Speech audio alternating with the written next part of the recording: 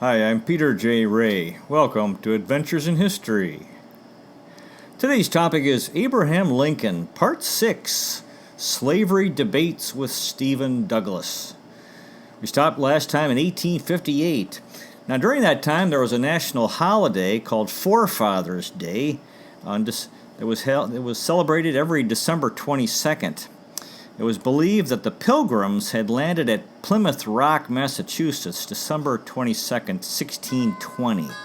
This is a holiday that has gone by the wayside. In 1858, Abraham Lincoln was gearing up to run for the U.S. Senate and his political ambitions. He was exploring a career as a public speaker. He was inspired by the traveling lecturers of the 1850s, which included Ralph Waldo Emerson, Bayard Taylor, Horace Greeley, and Henry Ward Beecher. On April 6, 1858, Lincoln gave a lecture in Bloomington, Illinois, called Discovery and Inventions. And he talked about the importance of the printing press, the development of the printing press, which, quote, gave 10,000 copies for any written matter, quite as cheaply as 10 were before. Consequently, 1,000 minds were brought into the field, where there was but one before. Regarding the Kansas-Nebraska Act, which became law in 1854, Lincoln said in 1858, quote, we are now far into the 5th year since a policy was initiated with the avowed object and confident promise of putting an end to the slavery agitation. Under the operation of that policy, agitation has not only ceased but has constantly augmented. In my opinion, it will not cease until a crisis shall have been reached and passed. A house divided against itself cannot stand. I believe this government cannot endure permanently half slave and half free. I do not expect the Union to be dissolved. I do not expect the house to fall. But I do expect it will cease to be divided. It will become all one thing or all the other. Either the opponents of slavery will arrest the further spread of it and place it where the public mind shall rest in the belief that it is in the course of ultimate extinction, or its advocates will push it forward till it shall become alike lawful in all the states, old as well as new, north as well as south. That's the famous quote by him, a house divided against itself cannot stand. Of course, Lincoln was running against Stephen Douglas for the Senate, and their debates were debates of freedom versus slavery. The New York Times reported, quote, Illinois is from this time forward until the senatorial question shall be decided, the most interesting political battleground in the Union. So this was national news, the Lincoln-Douglas debates and competition for U.S. Senate. Now, during the train travel of Stephen Douglas, that's how they were getting around the state, Stephen Douglas enjoyed sipping brandy and smoking a cigar. He had a brass cannon mounted on a flat car in his train entourage that would boom away as the train approached prairie towns, announcing the arrival of Stephen Douglas. The Republican convention was held in June in 1858. Abraham Lincoln made extensive preparation for a speech he was going to give. And now before the convention, he shared his speech with his friends, and one called it, quote, a damn fool utterance. His law partner, William Herndon, said the speech was ahead of his time, but he urged Lincoln, quote, to lift the people to the level of this speech. So that convention was held on June 16th in Springfield, the capital of Ohio, the Republican convention that year. Now, in these famous Lincoln-Douglas debates, of course, Douglas eventually did win the election in this competition for the Senate, and those debates became a national debate over slavery. Stephen Douglas in Chicago on July 9th said that, quote, Abraham Lincoln was calling for, quote, a war of sections, a war of the North against the South, of the free states against the slave states. Lincoln responded the next evening with his self-deprecating humor. He was asked if he'd read the speech by Stephen Douglas, and he said, provided I can find it. Ronald C. White, Jr. wrote, quote, Abraham Lincoln quoted Douglas's story about how the Russians at the Battle of Sebastopol in 1854 had not stopped to inquire who their fusillade of bullets would hit, and Douglas said neither would he. Now Lincoln responded, quote, "Well, now, gentlemen, is not that very alarming? Just to think of it. Right at the outset of his canvass, I, a poor, kind, amiable, intelligent gentleman, I am to be slain in this way. Why, my friend is not only, as it turns out, not a dead lion, nor even a living one, he is the rugged Russian bear." And the crowd roared in laughter. Some good historical reference. The Battle of Sebastopol, which I believe involved Russia and against England and British allies. Again, this during another speech, Stephen Douglas called the Republicans the Allied Army, and said he would deal with it, quote, "just as the Russians dealt with the Allies at Sebastopol. That is, the Russians did not stop to inquire when they fired a broadside whether it hit an Englishman, a Frenchman, or a Turk." So that was Russia against Great Britain, France, and the Ottoman Empire. Now Lincoln responded and said, quote, "In that case, I beg he will indulge us while we suggest to him that those allies took Sebastopol." In September of 1858, Lincoln said, quote, "The Republican Party holds that slavery is an unqualified evil to the Negro, to the white man, to the soil, and to the state. Regarding it as an evil, they will not molest it in the states where it exists, but they will use every constitutional method to prevent the evil from becoming larger and involving more Negroes, more white men, more soil, and more states in its deplorable consequences." Now, one of the things that was discussed as people talk, that Stephen Douglas had a large torso but short legs. And there was discussion at one point about the proper length of a man's legs. And Lincoln responded and said, quote, "Well, I should think a man's legs ought to be long enough to reach from his body to the ground." Now, Stephen Douglas, in one speech, justified his racism by making a reference to Latin America, where you had the mixed races, mostly Spanish and Indian, and American Indian, and also some African. Douglas said, quote, "I have seen the effects of this mixture of superior and inferior races, this amalgamation of white men and Indians and Negroes. We have seen it in Mexico, in Central America, in South America, and in all the Spanish-American states. And its result has been degeneration, demoralization, and degradation below the capacity for self-government." Frederick Douglass was the leading African-American speaker of that time and leader, and he said that no one in that era did more, quote, "to intensify hatred of the Negro than Stephen Douglas." Abraham Lincoln had a lifelong opposition to slavery, and he said, quote, "I have always hated slavery, I think as much as any abolitionist. I always hated it, but I have always been quiet about it, until this new era of the Kansas-Nebraska bill began."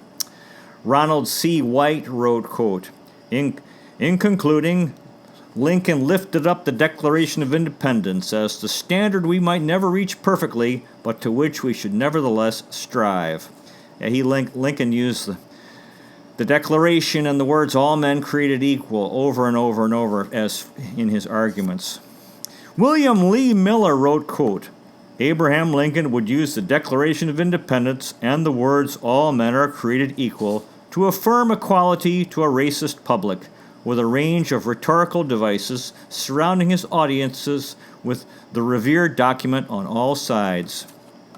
William Lee Miller continues, quote, "Abraham Lincoln appealed to the better angels of his audience nature, to their sense in spite of everything of common humanity. Human beings are mixtures." Now, Stephen Douglas, on the other hand, appealed to the evil in people and the racism of the times. Abraham Lincoln said, quote, "Jesus Christ set up a standard of perfection, but did not expect any human beings to reach it. Just so the Declaration of Independence set a standard. All men are created equal. I say, let it be as nearly reached as we can." So these debates were ongoing, Abraham Lincoln and Stephen Douglas, in July. In Springfield, Illinois, Douglas spoke in the afternoon and Lincoln in the evening. Lincoln was talked about. He said that popular sovereignty had been nullified by the Dred Scott decision. Now, they ended up making an arrangement. There were 7 debates between Abraham Lincoln and Stephen Douglas all over Illinois, the state of Illinois. Ronald C. White, Jr. wrote, quote, "Just as the corn was growing tall under the warm summer sun on the Illinois prairies, the campaign between Abraham Lincoln and Stephen Douglas was suddenly about to grow into the kind of historic event neither man could have imagined." In the 1850s, these rural small towns in Illinois, that politics and religion were the main shows in town, long before radio, TV, the internet, or movies. Ronald C. White, Jr. wrote, quote, "The 7 Lincoln-Douglas debates became the 4th of July picnic, summer revival meeting, county fair, visiting circus, and visiting lecturer all rolled into one grand pageant." The New York Post wrote, quote, "It is astonishing how deep an interest in politics this people take. Over long, weary miles of hot and dusty prairie, the processions of eager partisans come, on foot, on horseback, in wagons drawn by horses or mules, men, women, and children, old and young." On August 21st in Ottawa, in north central Illinois, Ottawa, Illinois, that was the first debate. There were 12 to 15,000 people who came to Ottawa's Lafayette Square in the center of town. Special trains from Chicago came just for the debates. There were no chairs. The people were prepared to stand for hours under a scorching sun. After the first debate in Ottawa, Illinois, the supporters of Lincoln put him on their shoulders and carried him to the mayor's house. A hostile reporter, Henry Villard, said about Lincoln, he called him, quote, "a grotesque figure holding frantically to the heads of his supporters, while his legs were dangling from their shoulders, and his pantaloons pulled up so as to expose his underwear almost to the knees." So the arrangements and the debates that the first speaker would speak for 1 hour, the second speaker would speak for an hour and a half, and then the first speaker would speak for half an hour. So they had each an hour and a half total. Ronald C. White, Jr. wrote, quote, "The crowds felt free to cheer, jeer, and offer questions and comments." Now, one of the speeches, Stephen Douglas said to this crowd, quote, "Are you in favor of conferring upon the Negro the rights and privileges of citizenship?" And the crowd responded, "No, no." "Do you desire to strike out of our state constitution that clause which keeps slaves and free Negroes out of the state, and allow the free Negroes to flow in and cover your prairies with black settlements?" Crowd responded, "Never. I do not question Mr. Lincoln's conscientious belief that the Negro was made his equal, and hence is his brother. But for my own part, I do not regard the Negro as my brother, and positively deny that he is my brother or any kin to me whatever." Henry Villard, a 23-year-old German immigrant writing for the Illinois Staatszeitung, wrote about Lincoln. He said, quote, "He had a lean, lank, indescribably gawky figure, an odd-featured, wrinkled, inexpressive, and altogether uncomely face. He used singularly awkward, almost absurd up and down and sidewise movements of his body to give emphasis to his arguments. A thoroughly earnest and truthful man, inspired by sound convictions. You have before you a man of raw power and magnetic influence." In Alton, Illinois, one of the debates, Abraham Lincoln said, quote, "The issue that will continue in this country when these poor tongues of Stephen Douglas and myself shall be silent. It is the eternal struggle between these two principles, right and wrong, throughout the world.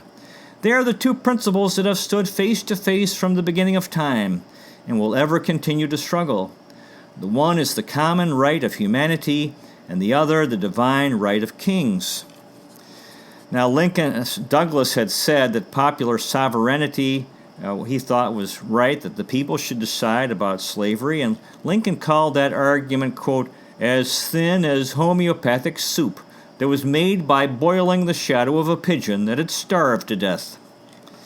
Abraham Lincoln, during these debates, said, quote, "When a man hears himself misrepresented, it provokes him. At least I find it so with myself. But when the misrepresentation becomes very gross and palpable, it is more apt to amuse him.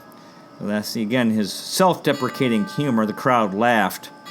After that debate, Ronald C. White Jr. wrote, quote, "The rival campaign staffs attempted to use the debate post-mortem to influence public opinion." See, that goes on today. Whenever there's a debate, you have both sides declaring victory and trying to influence public opinion. Now, the second debate, Lincoln-Douglas debate, was in Freeport, Illinois, a few miles south of the Wisconsin border. There were overcast skies, a threat of rain. A crowd of 15,000 people came. Normally, the population of the town was only 7,000, so lots of folks were coming in from out of town.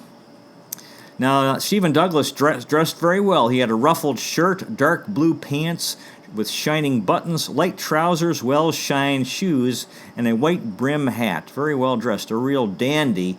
Abraham Lincoln had his stovepipe hat, a coat with too short sleeves, baggy trousers that were too short, and rough Conestoga boots. There were competing banners at the debate. All men are created equal for the Republicans and no nigger equality for the Democrats. Now, Frederick Douglass was not a Lincoln advisor, but he cautiously admired Lincoln from a distance. Douglass was an escaped slave. He'd been a slave in Maryland and wound up being a free man in Massachusetts. And during this time, Frederick Douglass, you have the two Douglasses, Stephen Douglas and Frederick Douglass. They were on opposing sides. Frederick Douglass was the leading African-American spokesman attacking slavery and advocating for a greater role in society for free blacks in the North. The third debate was held in a region called Little Egypt, Illinois, at the convergence between the Ohio and Mississippi rivers, way down south between Kentucky and Missouri. The best-known town was Cairo, Illinois, where my great-great-grandfather spent time more than a year during the Civil War. Very rural, poor, strong Democrats, hatred of blacks, and this debate was held in Jonesboro, in this area, Illinois, 300 miles south of Chicago and further south than Richmond, Virginia. The fourth debate was held in Coles County in east central Illinois, in the town of Charleston. Now, Lincoln had lived in that area, and his father died that area in 1851. His stepmother, Sally Bush Johnston Lincoln, still lived in an old log cabin south of Charleston. In the debate, Lincoln said, quote, "I will say that I am not, nor ever have been, in favor of bringing about in any way the social and political equality of the white and black races. I am not, nor ever have been, in favor of making voters or jurors of Negroes, nor of qualifying them to hold office, nor to intermarry with white people." Now, Lincoln, of course, he was a politician. He had to deal with the racism of that time, and so he had to say things like that. He said he never met a person, quote, "in favor of producing a perfect equality, social and political, between Negroes and white men." Ronald C. White Jr. wrote, quote, "Ironically, anti-slavery and racist attitudes walked hand in hand." So you had people who didn't want slavery in their state because they didn't want black people in their state at all. Now, one of the arguments was that slavery was good for the slaves, and Lincoln said, quote, "Slavery is good for some people. Slavery is the only good thing which no man ever seeks the good of for himself." It's always somebody else that's good for them. Nobody wants to be a slave.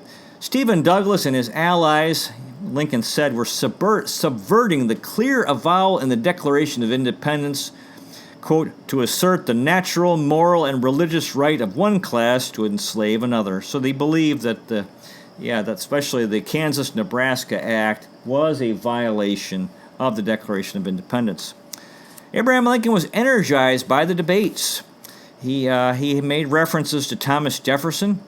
Now, Stephen Douglas said that Jefferson, when he wrote the famous words, "all men are created equal," that did not include black people, because Jefferson owned slaves. Now, Lincoln recalled Jefferson's words late in life regarding slavery. He said, quote, He trembled for his country when he remembered that God was just. Abraham Lincoln said, quote, Stephen Douglas and whoever like him teaches that the Negro has no share, humble though it may be, in the Declaration of Independence, and so fair in him lies, muzzles the cannon that thunders the annual joyous return of the 4th of July. So he was saying, the slavery was really diminishing these words, and you couldn't believe in both the Declaration of Independence and in the righteousness of slavery. Karl Schurz, a German immigrant, mobilized a large German population in the Midwest to support Abraham Lincoln in this election.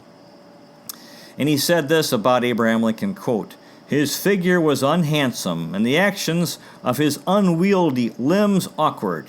He commanded none of the outward graces or oratory as they are commonly understood. His charm was of a different kind. It flowed from the rare depth and genuineness of his convictions and his sympathetic feelings. Now, you heard the same thing said. Lincoln was, he was kind of awkward, but people felt his sincerity and the goodness of his character. In the 6th debate, Abraham Lincoln said, quote, when Stephen Douglas says that whoever or whatever community wants slaves, they have a right to them, he is perfectly logical if there is nothing wrong in the institution. But if you admit that it is wrong, he cannot logically say that anybody has a right to do wrong. The 7th and final debate was held in Elton, Illinois, at the confluence of the Mississippi and Illinois rivers. Mary, Lincoln's wife Mary, their 15-year-old son Robert took the train from Springfield and to see him and listen to his debate. Now, Stephen Douglas tried to act like he was the successor of Henry Clay, and Lincoln, of course, admired Henry Clay very much. And Lincoln read a speech regarding Clay's dedication of all men are created equal. And so the real issue came down to was slavery right or wrong. And Lincoln said, quote, the eternal struggle between these two principles, right and wrong, throughout the world. Abraham Lincoln said, quote, they are the two principles that have stood face to face from the beginning of time and will ever continue to struggle. The one is the common right of humanity and the other the divine right of kings. It is the same principle in whatever shape it develops itself. It is the same spirit that says, you work and toil and earn bread and I'll eat it. Now, Lincoln was not a radical abolitionist. There were other issues as well, currency policy, tariffs, immigration, railroads, but slavery was the most important issue facing the country because it was leading to severe conflict. Ronald C. White Jr. wrote, quote, Abraham Lincoln, when pushed, reflexively responded with humor, a lighter touch that created a bond of trust with audiences. So people liked Abraham Lincoln. He gave good speeches.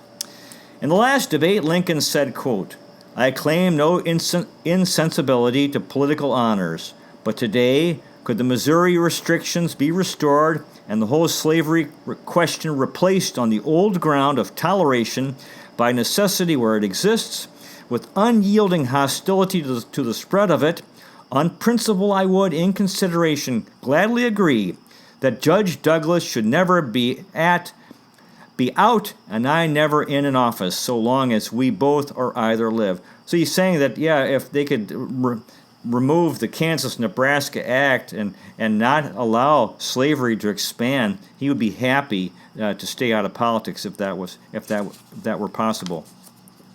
November 2nd was Election Day, and the Democrats won the state's legislature 54-46. Now, at that time, there was no direct election of senators, so this meant that the Democrats had a majority of the Illinois legislature, which meant that Stephen Douglas would be the next U.S. senator, which meant that Lincoln had lost the election based on that. Even though he hadn't really been on the ballot. It's just that there were more Democrats who won seats or people voted for than Republicans, at least in total.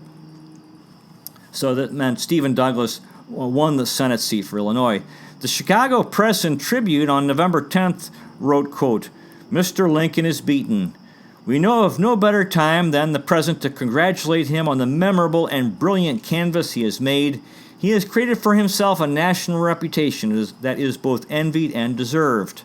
And though he should hereafter fill no official station, he has done the cause of truth and justice what will always entitle him to the gratitude of his party and the keen admiration of all who respect the high moral qualities and the keen, comprehensive, and sound intellectual gifts he has displayed.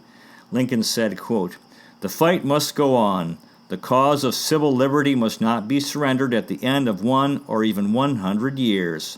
So even though Abraham Lincoln lost the election to Stephen Douglas in 1858, he actually won in terms of leadership of the Republican Party and in terms of national popularity. David S. Reynolds wrote about Lincoln, the Lincoln-Douglas debates, quote, "Abraham Lincoln had stood toe-to-toe with the most magnetic speaker of his day and had expressed the Republican Party's positions on slavery with striking acuity and moral urgency." Jeremiah Bonham, the editor of the Illinois Gazette, on November 3rd wrote, quote, "What man now fills the full measure of public expectation as the statesman of today and of the near future as does Abraham Lincoln? We believe we but express the wish of a large majority of the people that he should be the standard bearer of the Republican Party for the presidency in 1860.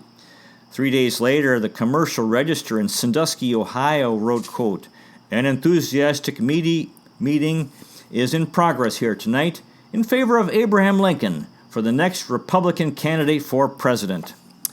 Now, during the Douglas debates, Lincoln had neglected his law practice. He hadn't done any legal work and had no income.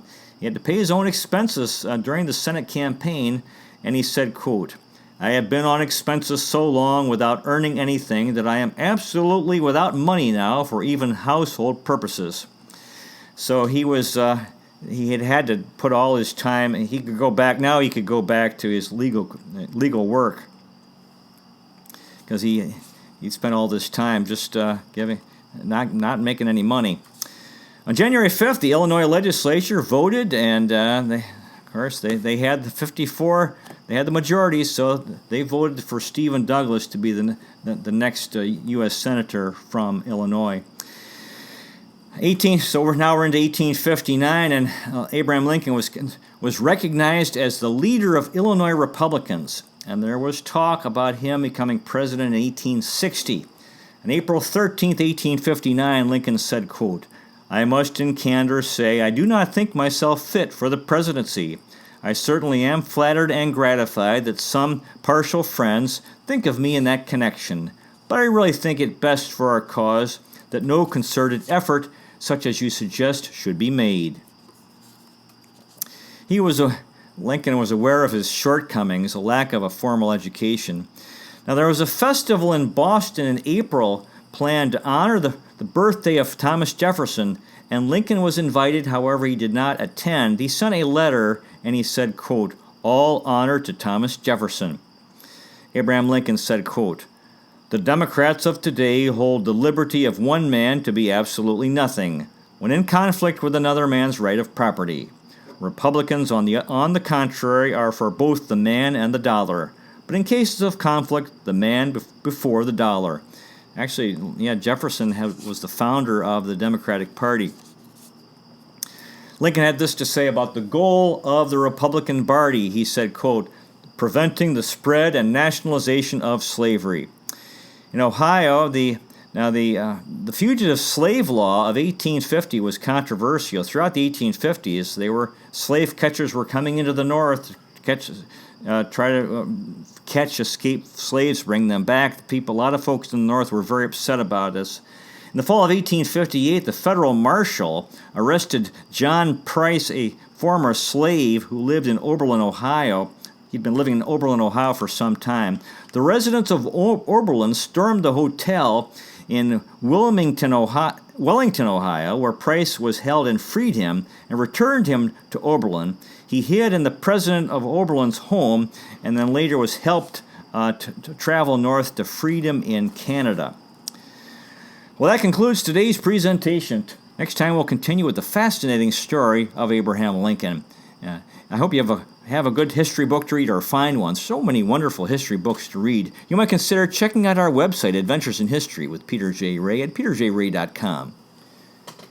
So far, we've made 719 history videos in 7 areas: world history, American history, book reviews, poetic tours, Cleveland baseball, family history, and autobiography. There's a donate feature. You might consider making a donation if you want to help support this work. If you live in Metro Manila, Philippines, and are looking for a high school, you might consider Restless Educational Center. Restless is located on Allen B. Street, not far from the corner of P. Guevara and Wilson Street in San Juan, Metro Manila, Philippines. At Restless is more than a school. We are a warm, supportive community, and we strive to be creative and innovative so the students enjoy going to school and enjoy learning. And the website is ressalest.education, RESALEST. Thanks so much for watching. I really appreciate it. God bless you. Take care, and I'll see you next time.